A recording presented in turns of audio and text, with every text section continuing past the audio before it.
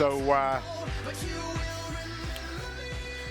Peter, thank you very much for that fantastic introduction. You know, I've been standing at the back watching the last couple of hours, and I am truly inspired. I know that 2020 has been a great year for you. 2021 will be even greater. And I just want to have a shout out to Max and Jack Laredo. Jack, you are my new hero. When I grow up, I want to be just like you. So I think right there, in fact, is a role model for all of us. And as I like to say, age is just a number. So here I am. Mike Lipkin is my name. I'm the best speaker you've never heard of until now. And really what we're going to be talking about, as Peter indicated, is how do you become a super virtual influencer? Because in a post-COVID reality, all our lives have been virtualized. So as we saw from Max and as we heard from Jack, we can all become fantastic at this platform, and that's what my focus now is. So my very first slide that you can see in front of you is a Japanese proverb, and it stands for Ichigo Ichie. So no matter where you are right now, just say with me, Ichigo Ichie. And what that means is one life, one meeting. And what that means is every meeting only happens one time in a lifetime. So I know what has gone into this meeting. It never happens again. But every conversation you and I have, whether it's in person or whether it's online, only happens one time. So we need to make every meeting a masterpiece, because every meeting gets us another meeting or not. So we're going to be talking today about 10 secrets to becoming a super virtual influencer. And as you heard from Peter, I brand myself as the world's foremost super virtual influencer. As I tell people, not only am I a legend in my own mind, but I have delusions of adequacy. Okay, so let's begin with a definition, because before I use a word, I always want to know what the word actually means. I trade in words, and so do you, by the way. So a super virtual influencer is someone that motivates others online to take action. And that's the important point here. You want people to take action because they believe it will help them get what they want. And we know that your prospects and your clients want the future. They want the dream. They want a secure education for their children.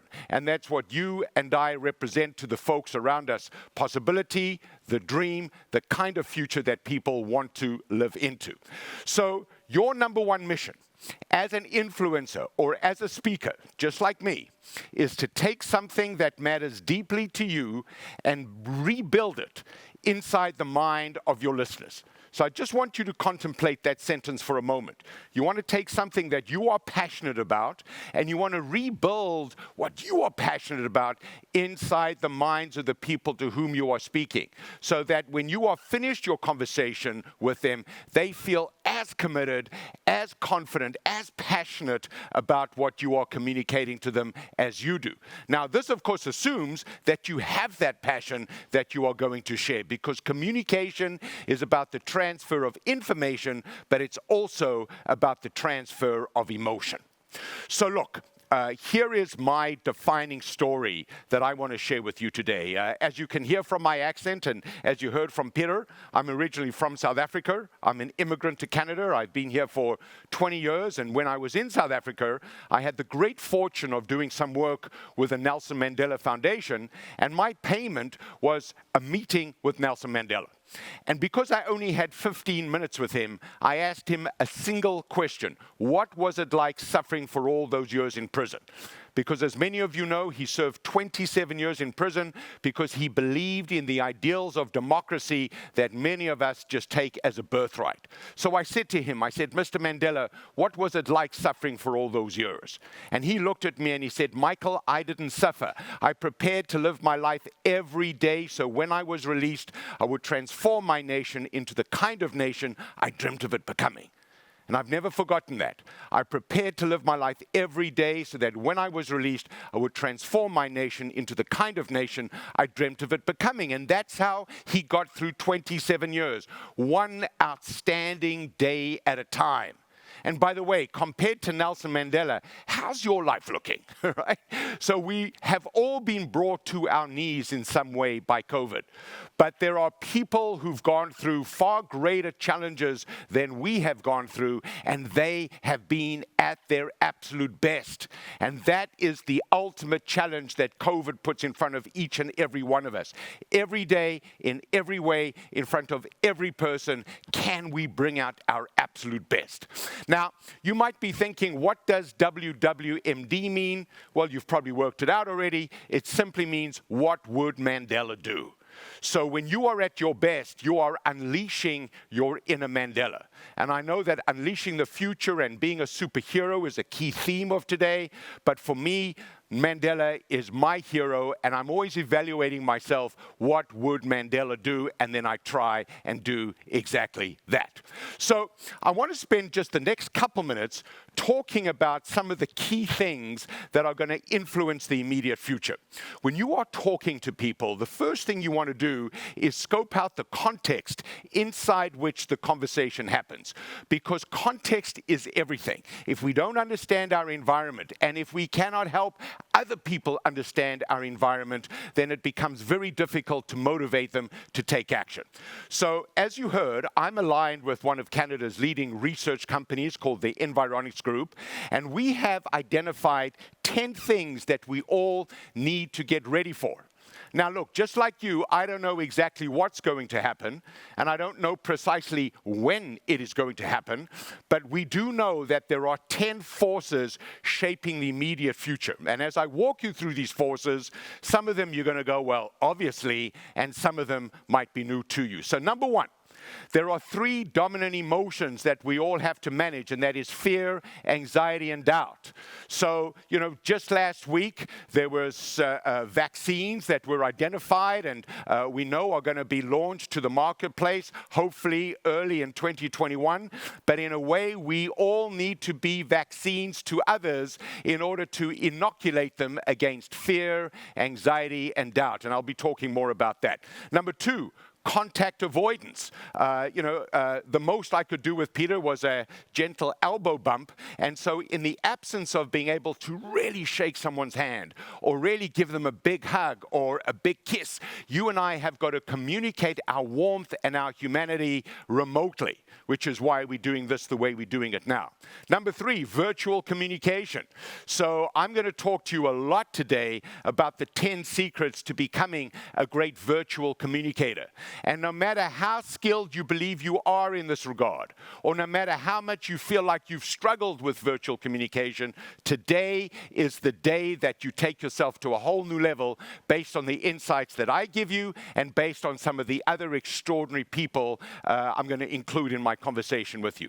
Number 4, global contraction. Look, we are between 3 and 4 percentage points in terms of GDP down versus where we were in February of this year.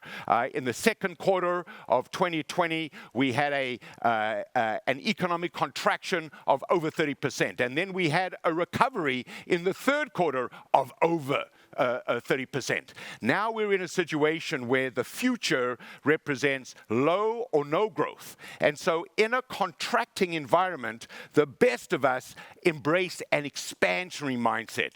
We play offense, not defense. We lean into the growth. We share opportunities. And those are the people who are going to shine in the year ahead. Number 5, trust in tribes. This simply means we want to trust people who've already come through for us in the past. There's a great writer, his name is Jim Collins, and he has a great statement, and his statement is, not all times in life are created equal. So what you and I do over the next few months is going to be defining for the rest of our careers. In times of crisis, we all need to come through for others, because high performance in this time is going to mean more than it ever has before.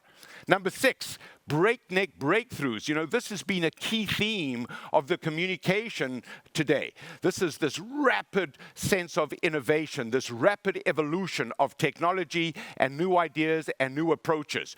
We have achieved more in the last 9 months than we had in the previous 9 years. And here's the good news or the bad news.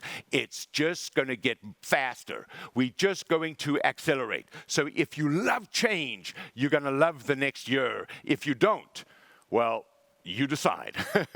Number 7, the great give back. Philanthropy is mandatory. And the great thing about what all of us do for a living is we enhance people's lives. We constantly make deposits on their security. We're doing what's right for the community. But again, I want to say to you, philanthropy is mandatory. The values that you stand for is as important as the value that you deliver. So ask yourself, how are you giving back to your community?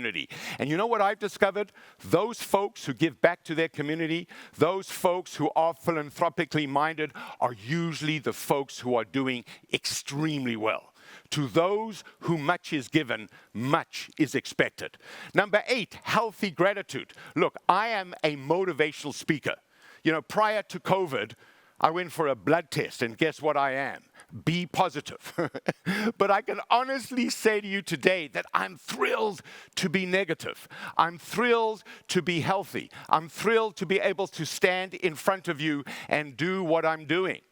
I am living my life with the ultimate attitude of gratitude, as I'm sure all of you are. And yet, at the same time, I have never been more aware of the role that so many people are playing to enable me to live my life the way I am. So I'm going out of my way wherever I can to thank people, to appreciate people, to let them know how much I truly value what it is that they're doing to enable me to live the best life possible. All right, the 9th trend, and this is maybe my favorite one, is authentic humanity.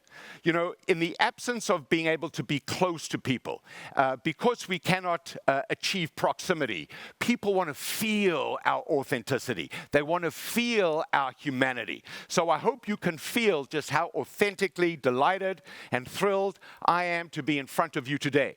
And by the way, I don't have a teleprompter in front of me. I'm just saying the words as they occur to me. And you might be thinking that I'm pretty fluent or that this seems pretty slick, but really I'm just trusting that whatever I want to say will present itself to me because I am here, you are here, and whatever I say, it will be the right thing. And here's the great thing about Zoom. When you are talking to someone, you are in their homes. I mean, how difficult is it pre-COVID to kind of get into somebody's home? Now with Zoom, you're automatically in the place where they live and yes, also where they work. So introduce other people into your home. When you're having a conversation with folks, introduce your family members. You know, if you and I were having a Zoom and this was not in a studio, it was in my home, I would introduce you to my Dachshund. You know, my dog, I'd introduce you to my wife. I'd introduce you to my kids. You would hear the sound of the drilling in the background. And I would say, this is real. This is the way it is. Where we work and where we live have become integrated with each other. So let people in. Let people see who you truly are. Authenticity is a powerful virtue. Look, finally, and maybe most importantly, we are all going where no one has ever been before. And everything you need to know about thriving in a post-pandemic reality, you can learn by watching Star Trek. Where are those intrepid explorers going? They are boldly going where no one has ever been before. And the same could apply to all of us. But the operative word there is boldly, not boldly, boldly. They're not tiptoeing into the future. They are boldly going where no one has ever been before. So when you are talking to anyone, even though you might be doing something for the first time, even though you might be experimenting your way forward, even though you might even have to fumble and stumble and even fall forward, do it boldly. Do it with confidence, because confidence is what people want when they're faced with fear, anxiety, and doubt. So those are 10 trends that really are scoping out the context in which all of us are having conversations with other people every day. So now we're going to get into the 10 secrets to becoming a super virtual influencer. This is what you have been waiting for. And I want to touch just very briefly even on the word secret. You know, the dictionary defines the word secret as information possessed by a few, desired by the many. So you may have been living with certain facts about your work. You might have been living with certain knowledge that you have now almost taken for granted. But when you share it with someone for the first time, to them, it could be just what they have been waiting for. And so when I talk to people, one of the thoughts I'm always thinking is, this could be the one conversation that could change this other person's life. Because have you noticed that when you experience a breakthrough, when you go where you haven't gone before, it's because someone has said something to you that just made certain things in your mind click. I mean, have you ever thought, wow, I never thought of it that way before? Or, wow, now I see it. You want to be that kind of catalyst of breakthrough for the people with whom you work. And by the way, you know more than you think you know. You are more inspirational than you think you are. And if all you do when you talk to people is let them know how committed you are to them, how passionate you are about their well-being and helping them achieve their dream, then that conversation is likely to go exceptionally well. So did I tell you how excited and thrilled I was to be in front of you? Well, let me just say it again. I'm so thrilled to be here today.